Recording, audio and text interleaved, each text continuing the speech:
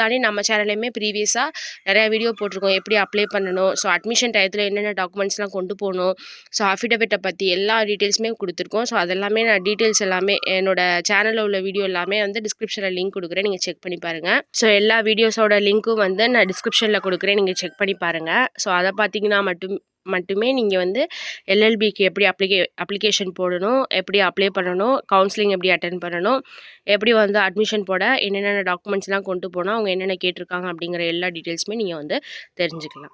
So 10/5/2024 31/5/2024 உங்களோட 5 years எல்எல்பிக்கான application வந்து போட்டுருங்க. ஸோ யாரெல்லாம் லா படிக்கணும்னு ஆசைப்படுறீங்களோ அவங்க எல்லாருமே நீங்கள் போடுங்க. அபோவ் 45% மேலே இருந்தாலே நீங்கள் வந்து அப்ளை பண்ண ஸ்டார்ட் பண்ணலாம்.